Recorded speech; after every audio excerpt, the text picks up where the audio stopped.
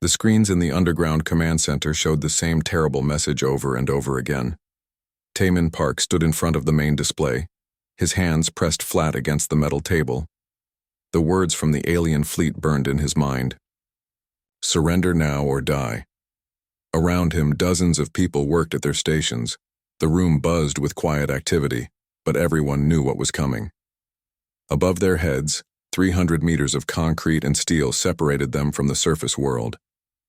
Down here, in the deepest bunker humanity had ever built, Earth's leaders were making their final choice. Da-eun Kim walked over to Taemin, holding a datapad in her hands. Her face was calm, but her knuckles were white from gripping the device too hard. "The alien fleet is bigger than we thought," she said quietly. "Our long-range sensors show almost 3,000 ships. They're calling themselves the Cathari Hegemony." Taemin nodded slowly. For 20 years, he had been Earth's top diplomat. He had talked to aliens from 12 different worlds. He had learned their languages, studied their cultures, and tried to build peace between the stars. None of it had worked. "They think we're weak," he said. "They think humans are just another primitive species to be crushed. Maybe we should tell them the truth," Da-eun suggested. Taemin shook his head. "Not yet. We gave them every chance to choose peace. We offered trade, friendship, knowledge sharing. They chose war instead." Across the room, a door opened with a soft hiss. Admiral Hyunwoo Lee entered, wearing his dark blue uniform. Unlike the others, he looked completely relaxed, almost happy. "The evacuation is complete," Hyunwoo announced. "Every major city is empty. Our people are safe in the deep shelters." "How long do we have?" Taemin asked. 72 hours, Da-eun replied, checking her datapad. "That's what their ultimatum said. Surrender in 3 days or they start bombing our cities." Hyunwoo smiled. It was not a nice smile. "They're going to be very surprised." The three of them had worked together for 15 years. They had planned for this day, hoped it would never come, but prepared for it anyway. Da-eun ran the Quantum Defense Initiative, Earth's most secret research project. Hyunwoo commanded fleets that officially didn't exist. And Taemin had spent decades learning everything possible about humanity's enemies. "Send the message," Hyunwoo said. "Let's see if they're smart enough to listen." Taemin walked to the communications station. The young officer there, Ye-jin-oh, looked up at him with worried eyes. "Open a channel to all alien frequencies," Taemin ordered. "Maximum power. I want every ship in their fleet to hear this." "Channel open, sir." Taemin took a deep breath. This would be humanity's last attempt at peace. After this, there would be no going back. "This is Taemin Park speaking for the people of Earth," he began. "We have received your ultimatum. We have considered your demands. Our answer is no." He paused, knowing that right now, alien commanders throughout their massive fleet were probably laughing. "You believe humans are weak. You believe our world is defenseless. You believe we will beg for mercy when your weapons appear in our sky. You are wrong about all of these things." Another pause. Around the command center, everyone had stopped working to listen. "We have tried for 20 years to build peace between our peoples. We have offered friendship, trade, and cooperation. You have chosen war instead. We tried to warn you that this path would lead to your destruction. You would not listen." Taemin's voice grew harder. "This is humanity's final warning. Turn your fleets around. Leave our solar system. Never return. This is the last mercy we will offer you." He gestured to Ye-jin, who cut the transmission. In the silence that followed, everyone waited. They all knew what would happen next. Daeun's datapad beeped with an incoming message. She read it quickly, then shook her head. "The alien fleet commander is broadcasting a response," she said. "He's laughing at us." "What exactly did he say?" Taemin asked. "Primitive humans speak of mercy while hiding in caves like frightened animals. We see no weapons. We see no fleet. We see only a dying world that will soon belong to the hegemony." Hyunwoo chuckled. "They really don't understand, do they?" "No," Taemin agreed. "They don't." The admiral walked to his own command station and placed his hand on a red panel. The scanner read his palm print, then his eye pattern, then took a small blood sample. Finally, it asked for a voice print. Admiral Hyunwoo Lee, authorizing Protocol Ghostlight. Humanity's enemies have been warned. They have chosen their fate. The panel flashed green. Across Earth's solar system, things began to wake up. On the dark side of the moon, installations that had been disguised as research stations for 50 years revealed their true purpose. In the asteroid belt, mining, operations that had been working for decades suddenly stopped digging for metals and started building something else entirely. On Mars, in Europa's ice caves, and hidden bases throughout the outer planets, humanity's real defenses came online for the first time. Da-Eun was watching her displays with growing excitement. Quantum displacement arrays are active, she reported. Reality distortion fields are charging. The dimensional anchor points are locked in place. How long until they reach firing range of Earth? Taemin asked.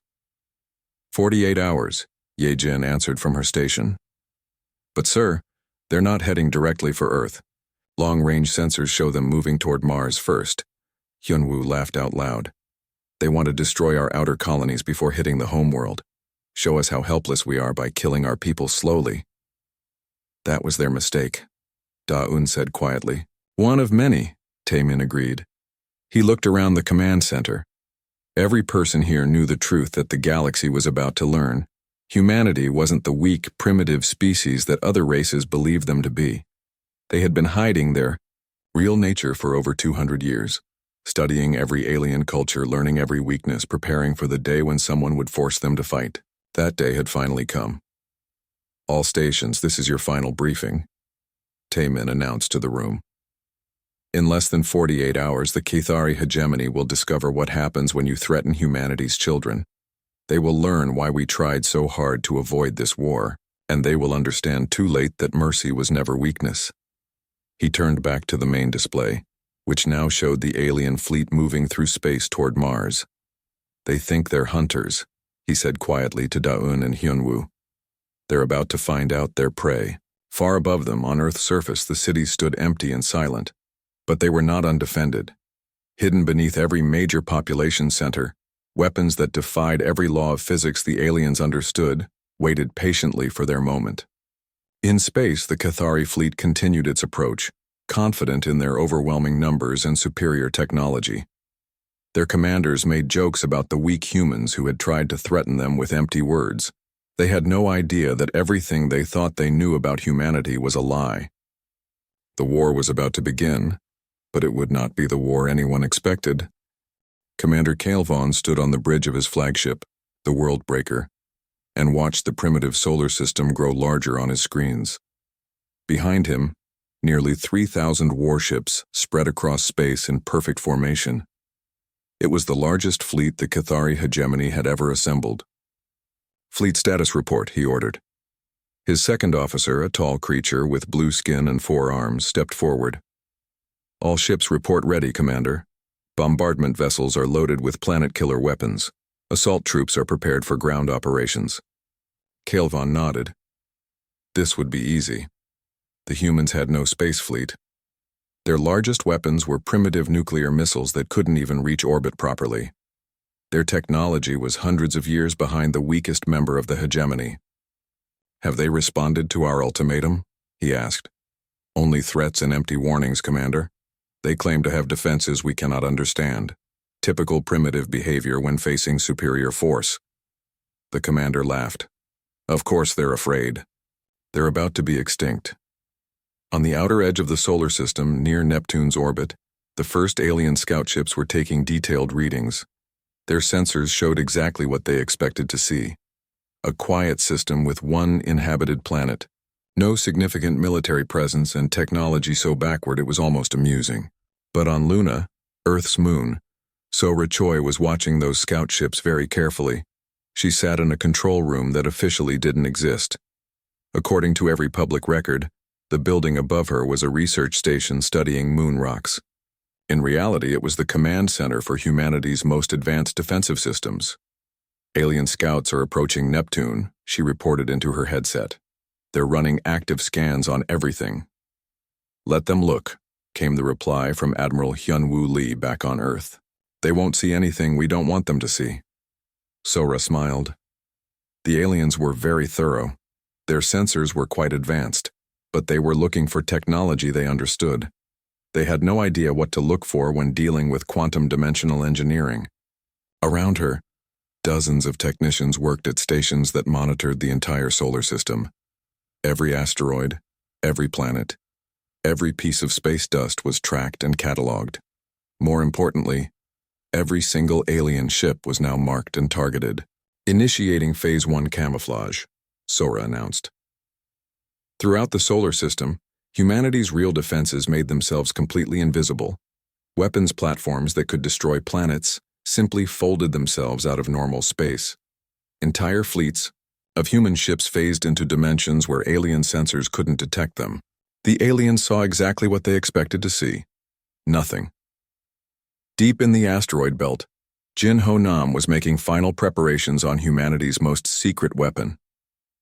The research facility around him looked like a mining station, complete with ore processors and transport ships. But hidden in the center of a large asteroid, Jin Ho was working on something that would have terrified every alien in the galaxy. Quantum displacement array is online, he reported to his team. All dimensional anchor points are stable. We can now move anything up to the size of a small moon into pocket universes. His assistant, a young woman named Hye Jin, looked nervous. Are we really going to do this? Make their ships just disappear? Only if they force us to, Jin Ho replied. But yes, if they attack Earth, we'll erase them from existence itself. Meanwhile, the alien fleet was getting closer to Mars. Kylvon had decided to destroy humanity's outer colonies first. He wanted the people on Earth to watch their off-world settlements burn before his fleet arrived to finish them. Mars is within weapons range, Commander, his gunner reported. Excellent. Begin bombardment of all human installations. Make it slow. I want Earth to see their people dying. The alien weapons fired. Massive energy beams reached across space toward Mars, but something strange happened. The beams seemed to bend in mid-flight, curving away from their targets and disappearing into empty space. Weapons officer, what happened? Kylvon demanded. Unknown, Commander. Our targeting system showed direct hits, but sensors detect no damage to enemy installations. Fire again. The same thing happened. Powerful weapons that could crack moons fired at the human bases on Mars, but the energy simply vanished as if space itself was swallowing the attacks. Back on Earth, Ye Jin-Oh was monitoring all alien communications from her station in the command bunker. She was listening to their confusion and growing frustration. They're trying to bomb Mars, she reported to Admiral Hyun-woo. Their weapons aren't working. Good, the Admiral replied. How are they reacting? Lots of confusion. Their fleet commander is getting angry. He's ordering more ships to move forward for a closer attack. Perfect. The closer they get, the easier this becomes. What the aliens didn't know was that space around Mars was no longer normal space. Human quantum engineers had carefully altered the laws of physics in that region. Energy weapons simply ceased to exist when they entered the field. Projectile weapons were redirected into parallel dimensions. Mars was completely protected by science the aliens couldn't even imagine. Kylvon was becoming frustrated. Send the assault fleet forward. Get close enough to use kinetic weapons. These humans must have some kind of defensive shield we don't understand. 200 alien warships broke away from the main fleet and accelerated toward Mars. Their weapons were designed to punch through any known shield technology. Surely these primitive humans couldn't stop a direct physical assault. They were about to learn how wrong they were. On a hidden base inside one of Mars's moons, Bomb Lim was running final tests on humanity's artificial intelligence systems. The AI network she had designed was more advanced than anything in the known galaxy. It could think faster than biological minds, process information from thousands of sources simultaneously, and make tactical decisions in microseconds. AI network is fully online, she reported. All autonomous defense systems are ready. Weapons free, came Admiral Hyun-woo's voice. Show them what happens when you threaten human colonies. The AI took control of defense systems throughout the solar system. It calculated the exact position, speed, and trajectory of every alien ship. It analyzed their weapons, their shields, and their weaknesses. In less than a second, it had developed individual attack plans for each enemy vessel. Then it acted. The first sign of trouble came when alien ships started reporting impossible sensor readings. Their navigation computers showed them flying through space that shouldn't exist. Some ships found themselves detecting multiple copies of their own fleet in the same location. "Commander," an officer called out on the alien flagship, "the assault fleet is reporting severe sensor malfunctions. They can't maintain formation." Kylvon studied his displays. The human settlements on Mars were still there, still completely undamaged despite continuous bombardment. His assault ships were scattered across a wide area, their crews reporting that space itself seemed to be acting strangely. "What kind of technology are these humans using?" he muttered. His question was answered when the first alien ship simply vanished. One moment it was there on every sensor, transmitting normal status reports.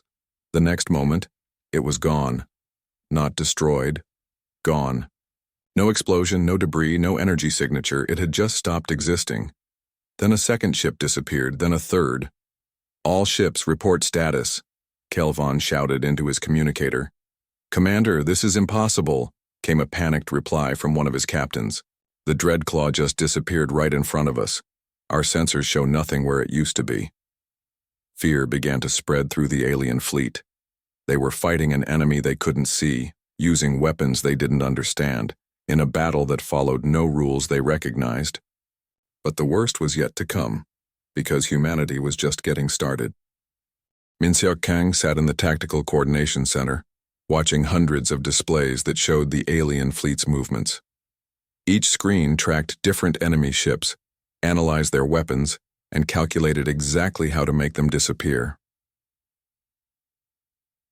"Alien, Vanguard is entering Neptune's orbital range," he announced to his team. 300 ships moving in standard attack formation. Around him, 20 technicians worked at quantum manipulation consoles.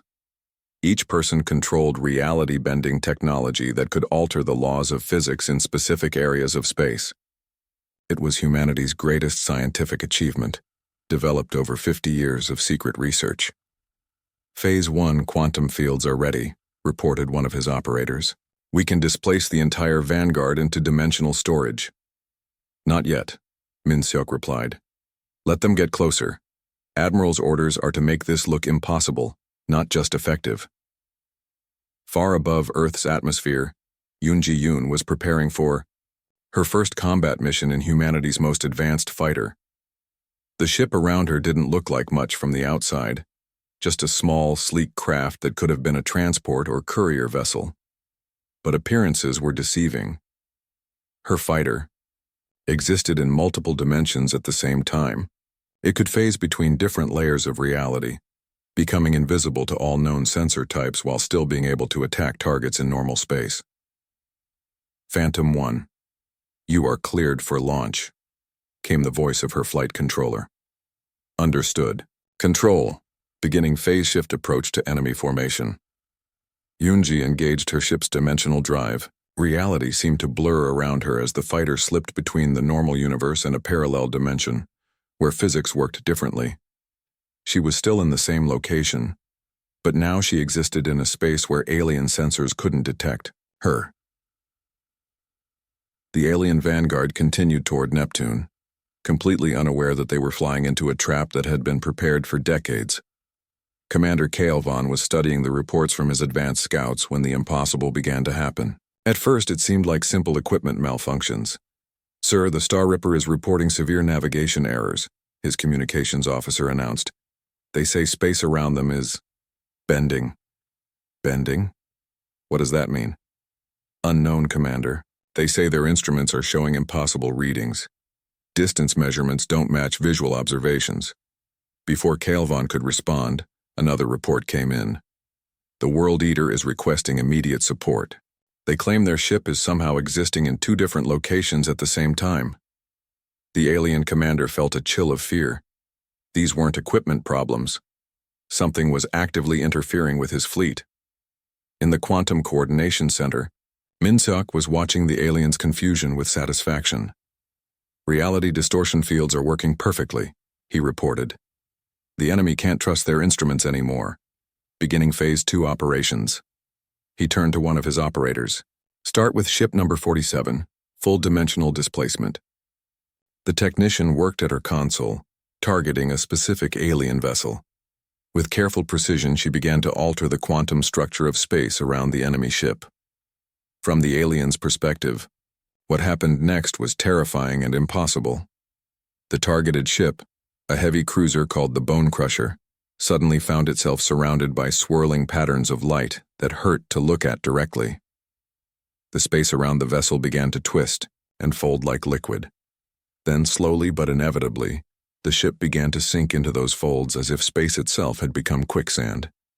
"Bone Crusher, report your status," Kael'van demanded over the communication system. "Commander, we're falling through space. The hull is intact, but we're sinking into some kind of dimensional pocket. Request immediate assistance." But there was no assistance to give.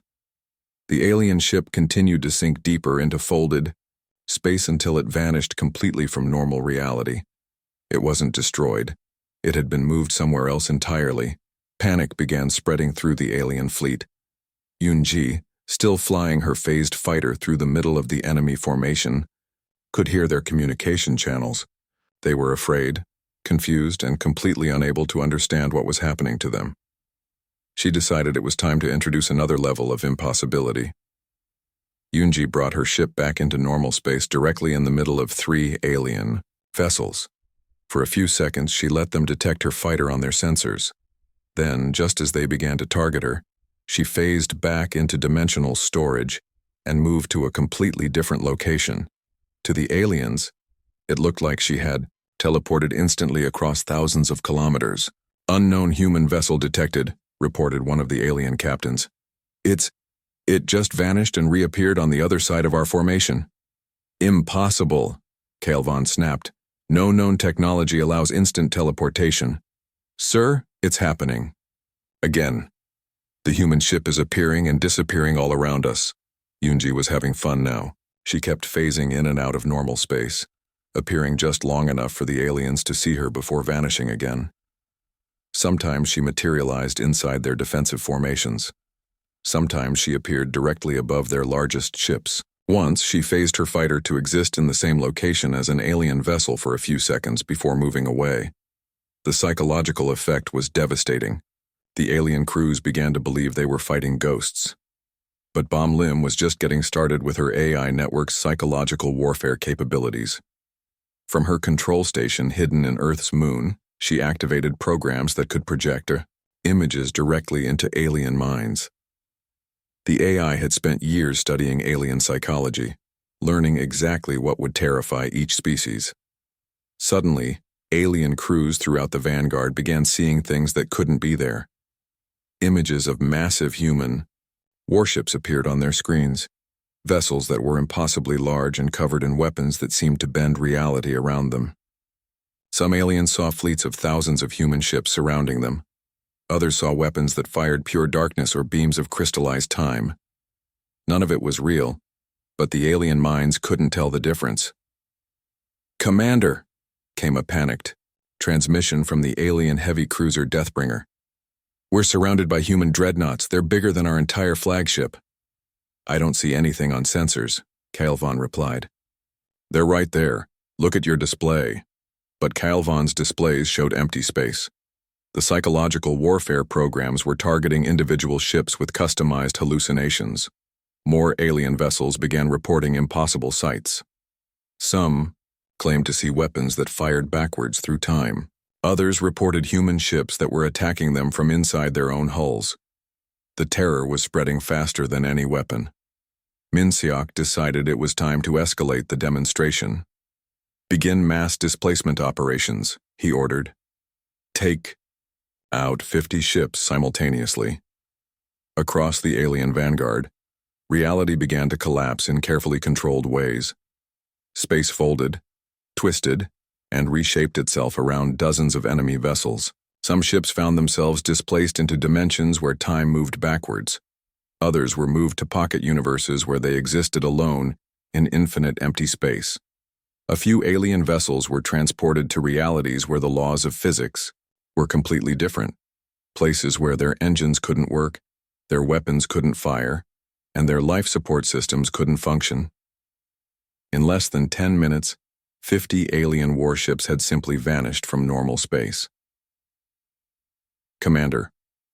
Kael'van watched his tactical display in horror as ship after ship disappeared from his fleet. No explosions, no debris, no final transmissions. They were just gone. All ships fall back to secondary positions, he ordered. Maintain defensive formation. But it was too late for formations or tactics. His remaining ships were scattered across a huge area of space, their crews too panicked to follow orders properly. Some vessels were firing randomly at empty space, trying to hit enemies they could only imagine. Others had stopped responding to communications entirely. The vanguard of 300 ships was now down to less than 200, and the numbers kept dropping. From Earth, Admiral Hyunwoo Lee watched the battle with grim satisfaction. Status. Report, he requested. Enemy vanguard is completely disrupted, Min-seok replied. Their formation has collapsed. Individual ships are trying to retreat, but our quantum locks prevent them from leaving the combat area. Casualties on our side? 0. Admiral, we haven't even revealed our main defensive fleet yet, the Admiral nodded. Continue the demonstration. I want their main fleet to see exactly what happened to their scouts. The message was clear. Humanity had technology that made traditional warfare obsolete. They could make enemy ships disappear without firing a single conventional weapon. They could attack from dimensions that aliens didn't even know existed. They could turn space itself into a weapon. But this was just the beginning. The aliens were about to learn that humanity's mercy had been the only thing keeping them safe, and that mercy was now officially over. The main alien fleet had stopped moving toward Earth. Commander Kael'van stood on his bridge, staring at tactical displays that showed the scattered remains of his vanguard. Half of the 300 ships he had sent ahead were simply gone. The other half were reporting impossible things and begging for retreat orders. Sir, we're receiving a transmission from the Hegemony High Council, his communications officer announced. A hologram appeared in the center of the bridge. The image showed Zephalar, the most powerful leader in the alien coalition. His scaled face was twisted with anger. Commander Kael'van, explain to me how a primitive species destroyed half of your advance force, the alien leader demanded. High Counselor, the humans have technology we don't understand. They can make our ships disappear. They can attack from invisible positions. They're using weapons that seem to violate the laws of physics. Impossible. Our intelligence reports show that human technology is centuries behind our own. Our intelligence reports were wrong, sir. The hologram flickered with static as Zephalar considered this. Finally, he spoke again. Use whatever force necessary to crush these humans. If they have new weapons, capture them for the hegemony. But do not return without total victory. The transmission ended, leaving Kael'van alone with his fears. On Earth, in the deep command bunkers, Woojin Seo was coordinating humanity's response to the alien threat. As the master strategist for Earth's defense forces, he had spent 30 years preparing for this exact situation. Status report on enemy fleet positioning, he requested. Harin Jiang, the chief engineer for the quantum displacement systems, looked up from her console. The main alien force has stopped approximately 200 million kilometers from Earth. They're trying to regroup and analyze what happened to their scouts. Perfect. They're exactly where we want them. Wu Jin had helped design the solar system's defenses over decades of secret planning. Every asteroid, every planet, every piece of space dust had been carefully positioned to create the ultimate trap. The aliens thought they were retreating to a safe distance. Actually, they were moving into the kill zone. Begin Phase 3 operations, he ordered. Activate the main displacement array. Deep in the asteroid belt, massive quantum manipulation devices came online. These weren't the small targeted systems that had been used against the Vanguard. These were planet-sized weapons that could alter reality across huge areas of space. Harin's hands moved across her control panel with practiced precision. Main array is charging. We can now displace objects up to the size of small moons. Target selection? Start with their command ships. Take out their leadership structure. What happened next would have been impossible to explain using any science the aliens understood. Space around the alien fleet began to change. Not visibly, but at the quantum level where matter and energy meet reality. The Cathari ships found their sensors reporting readings that made no sense. Some instruments showed they were flying through solid matter. Others indicated they were in the vacuum of space and underwater at the same time. Then the disappearances began on a massive scale. Commander Kelvon was studying his tactical displays when his flagship's sister ship, the Planet Eater, simply vanished. One moment it was there, transmitting normal status reports. The next moment, every trace of the massive dreadnought had been erased from existence. "Where did the Planet Eater go?" he demanded. "Unknown, Commander. All sensors show empty space where it was positioned." Before anyone could respond, 3 more ships disappeared simultaneously. Then 5 more. Then an entire squadron of 20 vessels vanished in the space of 10 seconds. "All ships, evasive maneuvers," Kelvon shouted into his communicator. "Scatter formation. Don't maintain predictable flight patterns." But it didn't matter. The human quantum weapons could target ships anywhere in the solar system with perfect accuracy. The aliens could fly in random directions, hide behind planets, or try to escape to the edge of the system. None of it made any difference. The human AI network, controlled by Bom Lim, was tracking every alien vessel with quantum-level precision. It knew exactly where each ship was, where it was going, and where it would be in the next few minutes. The AI could predict alien movements better than the aliens themselves could. "Enemy fleet is attempting to scatter," Bom reported from her lunar control station. "AI tactical analysis shows they're trying to make themselves harder to target." "Let them try," Wu Jin replied from Earth. "Show them that distance doesn't matter when you can fold space." The AI began targeting alien ships that were fleeing in opposite directions. Vessels separated by millions of kilometers disappeared at exactly the same moment. Some ships tried to hide behind Mars. They vanished while in the planet's shadow. Others attempted to escape toward Jupiter. They were erased before they could reach the gas giant's orbit. The psychological effect on the surviving alien crews was devastating. Meanwhile, Ji-Wan Park was implementing the next phase of humanity's psychological warfare campaign. From her station in the command center, she could access detailed files on every alien species in the hegemony. Humans had been studying these species for over 200 years, learning their fears, their weaknesses, and their cultural pressure points. Now Ji-Wan was using that knowledge as a weapon. She began broadcasting personalized terror directly into the minds of alien commanders. Each species received customized messages designed to exploit their specific psychological vulnerabilities.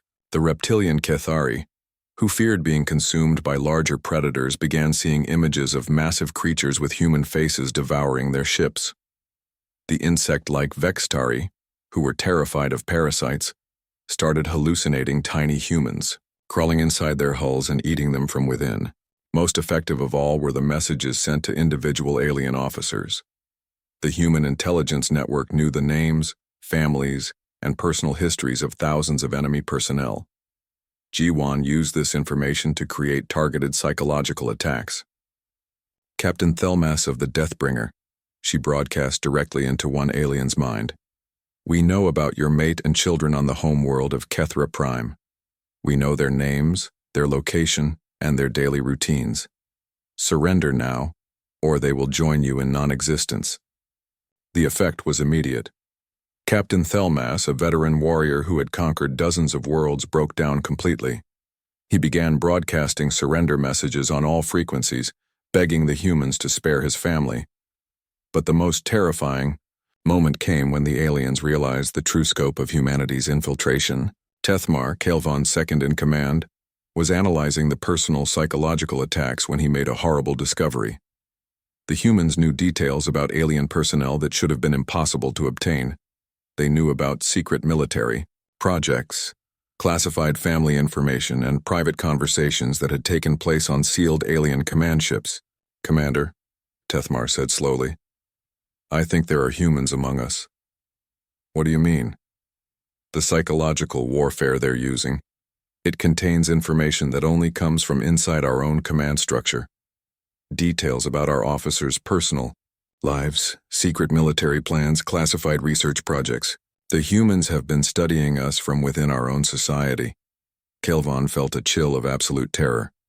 How long? Based on the depth of knowledge they're displaying. Decades, maybe centuries. They could be anyone. Your communications officer, my tactical advisor, the engineers maintaining our ships. We have no way to tell which of our people are actually humans in disguise. The realization spread through the alien fleet like a plague. Every officer began suspecting their crewmates. Paranoia replaced military discipline. Some ships began reporting mutinies as crew members turned on each other. But the worst was still to come. Harin had finished charging the quantum displacement array to full power. Ready for mass fleet displacement, she reported to Wu Jin. Target their entire main battle group. 500 ships, simultaneous displacement. Coordinates locked, initiating reality fold. Space around the alien fleet began to collapse inward. Not physically, but dimensionally. The laws of physics stopped working correctly in a huge volume of space surrounding the enemy ships. 500 alien vessels, including some of the largest warships ever built, began sinking into folded reality like stones dropping into water. The process was slow enough for the crews to understand what was happening to them, but too fast for them to escape. From the remaining ships, Kelvon watched in horror as his main battle force simply ceased to exist. Ship after ship vanished into dimensional folds, taking thousands of crew members with them. In desperation, he opened a communication channel to the human homeworld. Humans of Earth! I am Commander Kelvon of the Kithari hegemony. I demand to know what weapons you are using. This technology is impossible. The response came from Admiral Hyunwoo Lee himself. Commander Kelvon, you were warned. You were told to leave our system. You chose to threaten our world instead. Now you're learning the consequences of that choice. But how? How are you doing this? Our technology should be superior to yours. Hyunwoo's voice was calm and cold. Your technology is superior to what you thought was human technology. You have been very carefully deceived about what humans are actually capable of. That's impossible. We've been studying your species for... The communication came from Earth at exactly the moment when the alien fleet was at its most desperate.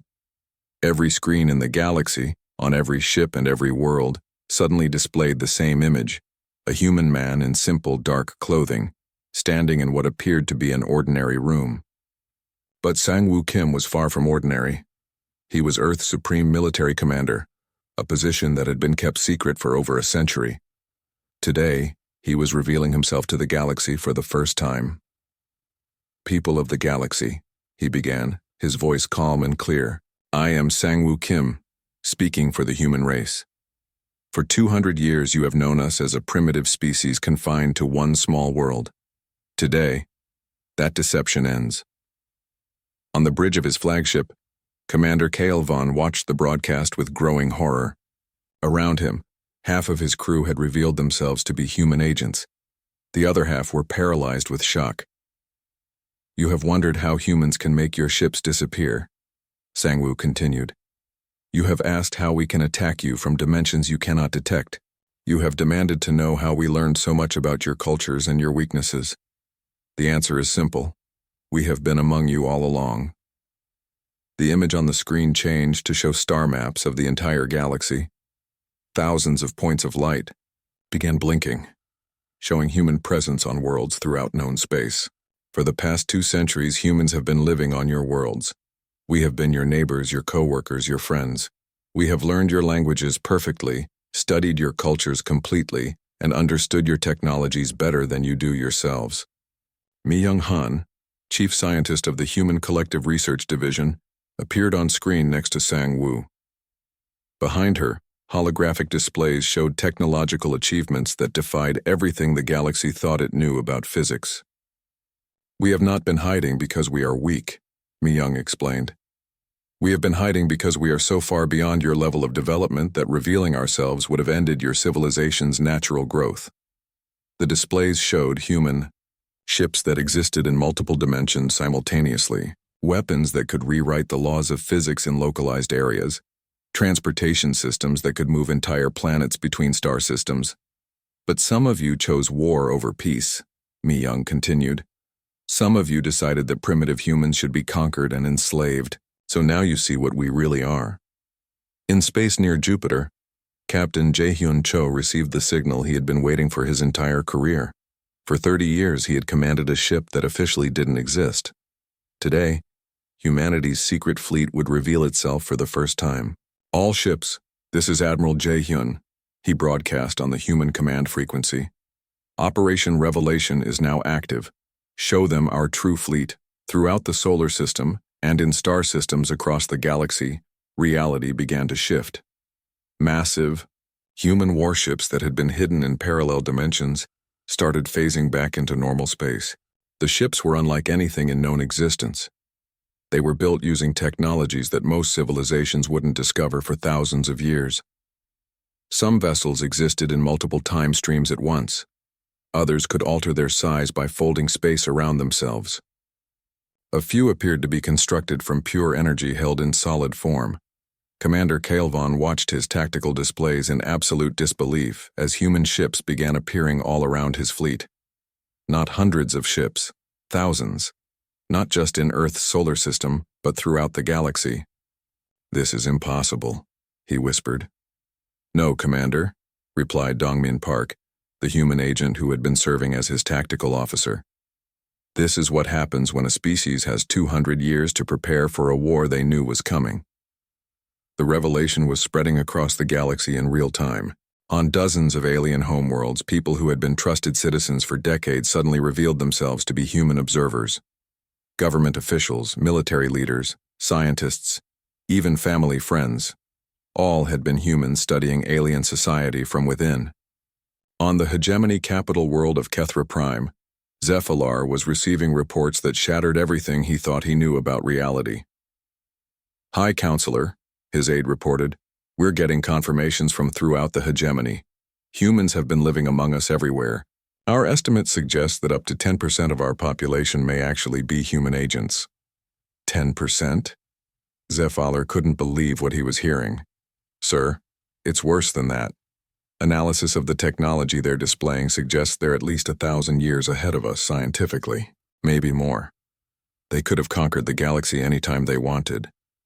The full scope of humanity's deception was becoming clear. Every major scientific breakthrough achieved by alien civilizations in the past century had been subtly guided by human agents. Every war, every treaty, every significant historical event had been influenced by human observers working behind the scenes. Humanity had been shepherding the development of galactic civilization like parents watching over children. But now the children had forced the parents to intervene directly. Back on Earth, Admiral Hyun-woo Lee was coordinating the final phase of the revelation. Human fleets were appearing at every major alien world, not as invaders, but as observers making themselves known. "Status report on alien fleet response," he requested. "Complete surrender, Admiral," came the reply from his tactical officer. "The surviving ships are requesting immediate ceasefire and offering unconditional surrender." "And the homeworlds?" "Mass panic on most planets. Several governments are requesting immediate diplomatic contact. The Hegemony High Council is asking for formal surrender negotiations." Hyun-woo nodded. This was going exactly as planned. The demonstration hadn't been about destroying the alien fleet. It had been about revealing humanity's true nature in a way that would prevent future wars. By showing that humans had been living among alien populations for generations, they had made it clear that conquest had never been humanity's goal. If humans had wanted to rule the galaxy, they could have done it centuries ago. "Open a channel to the surviving alien ships," Hyun-woo ordered. Commander Kaelvon's communication system activated, showing Admiral Hyun-woo on screen. "Commander, you and your surviving ships are free to return to your homeworlds. You will not be pursued or attacked. Your crew members, who are human agents, will remain with you to help explain the situation to your leadership." "Admiral," Kaelvon said slowly, "what do you want from us?" "Nothing, Commander. We never wanted anything from you except to be left alone. You forced this conflict by threatening our world. But you could conquer the entire galaxy. Your Technology, your infiltration, your weapons, we're helpless against you. Admiral Hyunwoo smiled sadly. Commander, if we had wanted to conquer the galaxy, we would have done it 200 years ago. Conquest has never been our goal.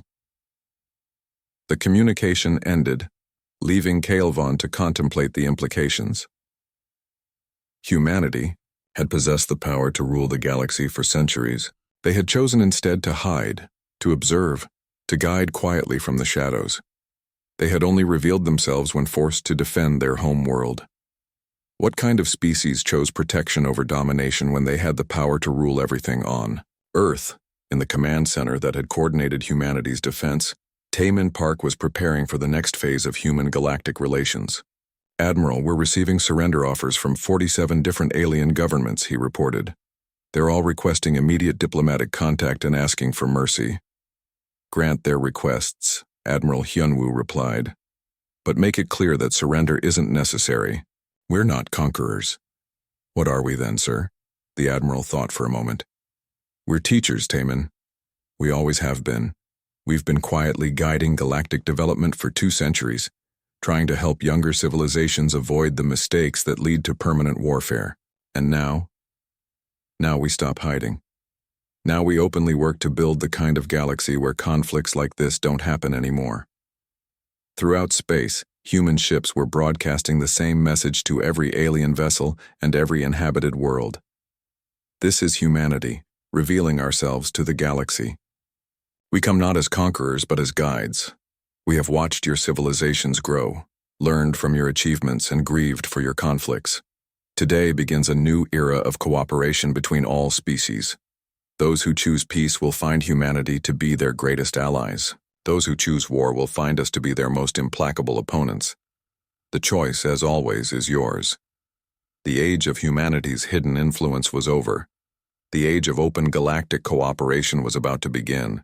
6 months after the failed invasion of Earth, Dong-Hyun Yoon stood in the center of what had once been the Hegemony Council chamber. The massive dome-shaped building on Kethra Prime had been redesigned to accommodate representatives from hundreds of species, not just the 12 members of the old alliance. As Earth's first galactic commissioner, Dong-Hyun had the responsibility of establishing humanity's new role in galactic affairs. It was not the role anyone had expected. The Terran Galactic Covenant recognizes the sovereignty of all member worlds, he announced to the assembled delegates. Humanity claims no territory beyond our own solar system.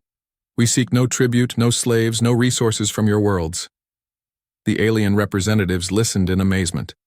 Every previous galactic power had demanded territory and wealth from conquered worlds. Humanity was offering the opposite. What we offer instead is knowledge, Dong-Hyun continued.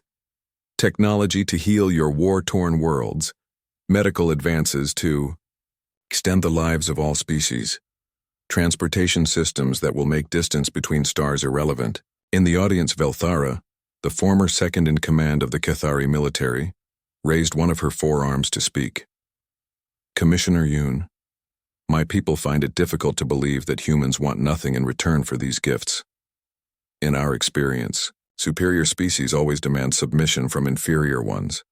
Dong-Hyun smiled. Commander Velthara, that is exactly the thinking we hope to change. Humanity learned long ago that cooperation achieves more than domination. When species work together, everyone benefits. The transformation hadn't been easy. In the months following the failed invasion, many alien governments had collapsed from the shock of learning how thoroughly they had been infiltrated and observed. Some species had retreated into isolation, too afraid of human capabilities to maintain normal relations, but others, like Velthara's reformed Cathari government, had embraced the opportunity to learn from humanity's example. On Earth, Su-Jin, Lee was overseeing the most ambitious educational project in galactic history. The Interspecies Rehabilitation Program was designed to help alien civilizations move beyond their warlike traditions and develop peaceful alternatives. Status report on the cultural exchange initiatives, she requested from her staff. Excellent. Progress, Director, replied her assistant. We now have human teachers working openly on 47 alien worlds. Student exchange programs are active between Earth and 19 different species. Any resistance from local populations? Less than expected. Most alien citizens are fascinated by human culture and technology. The biggest challenge is managing the demand for human instruction. The program worked both ways. While humans taught aliens about cooperation, conflict resolution, and advanced science, alien cultures shared their own knowledge with humanity. Art forms that humans had never imagined, philosophical concepts that expanded human understanding, and scientific perspectives that came from completely different evolutionary paths. Earth was becoming more diverse and vibrant than it had ever been in human history. In space, Young Ho Kim commanded the human peacekeeping forces that maintained order throughout the galaxy. But unlike traditional military forces, his ships were designed to prevent conflicts rather than win them. Admiral, we're receiving reports of territorial disputes between the Vextari and the Thelkon near the Rigel system.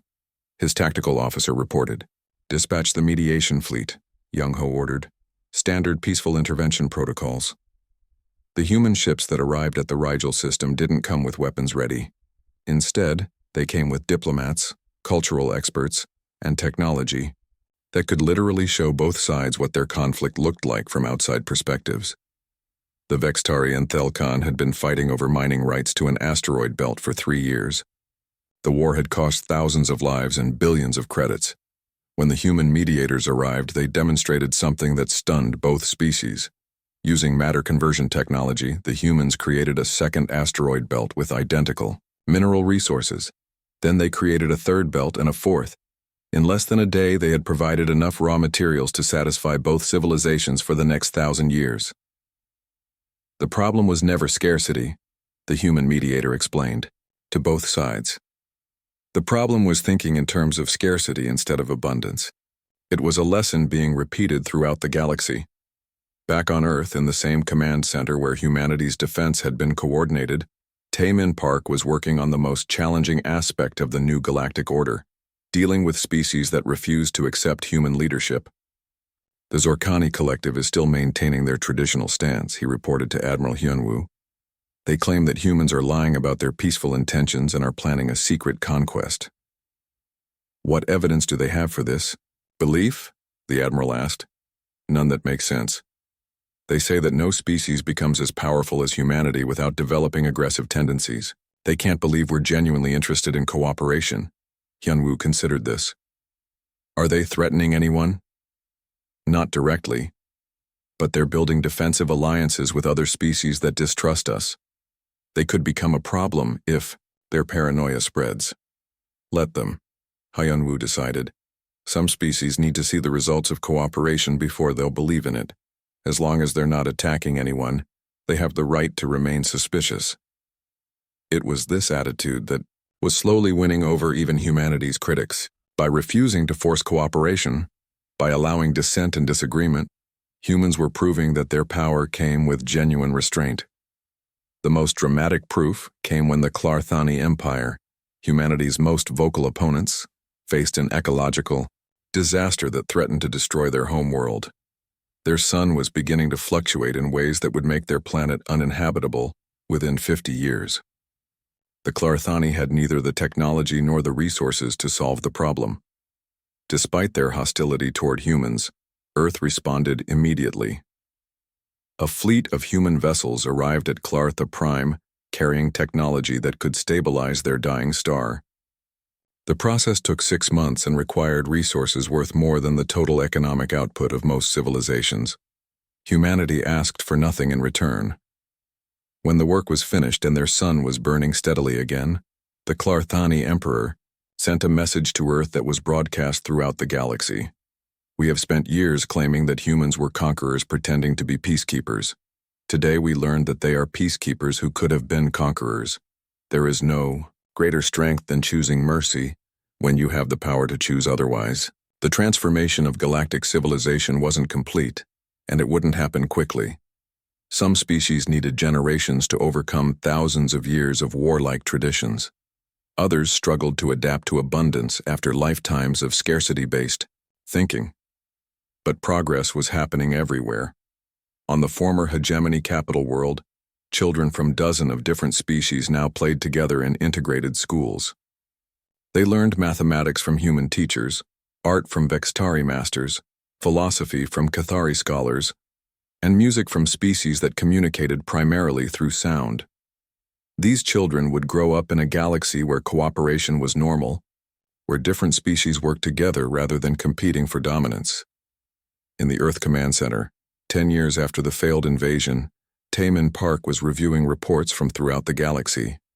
Trade between species had increased by 300%. Armed conflicts between civilizations had dropped to the lowest level in recorded galactic history.